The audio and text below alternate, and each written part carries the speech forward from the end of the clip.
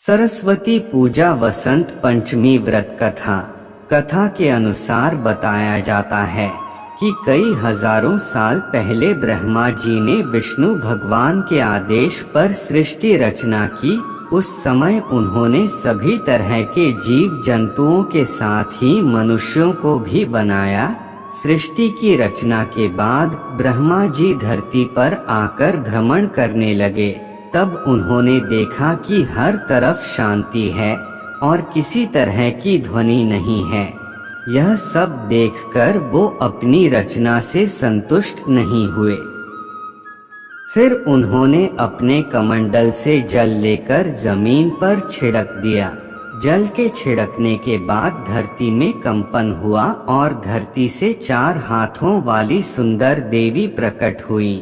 उस देवी के एक हाथ में वीणा, दूसरे में वर मुद्रा, तीसरे में पुस्तक और चौथे में माला थी।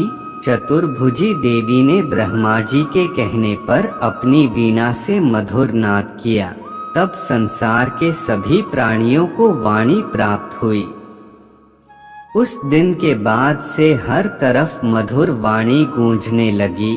चिड़िया चहचहाने, भंवरे गुनगुनाने और नदियां कलकल करने लगीं। उनके वीणा की मधुरता को सुनने के बाद ब्रह्मा जी ने उन्हें वाणी की देवी सरस्वती पुकारा। तब से ही उस चतुर्भुजी देवी को सरस्वती के नाम से जाना जाने लगा। माँ सरस्वती देवी माघ मास के शुक्ल पक्ष की पंचमी के दिन प्रकट हुई थी, जिसे वसंत पंचमी कहा जाता है।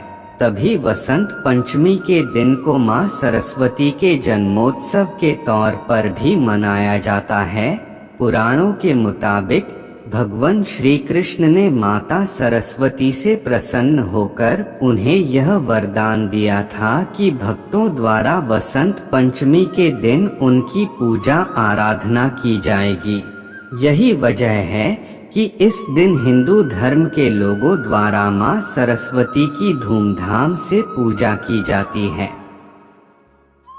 माँ सरस्वती को शारदा, भगवती, वीणावादिनी, वाग्देवी और बागेश्वरी आदि नामों से भी जाना व पूजा जाता है।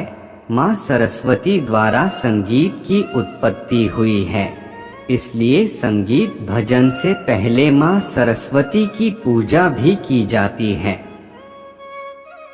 कहानी से सीख। इस कहानी से यह सीख मिलती है कि जब तक अपने काम से संतुष्टि न मिले तब तक उसे बेहतर करने की कोशिश करते रहना चाहिए।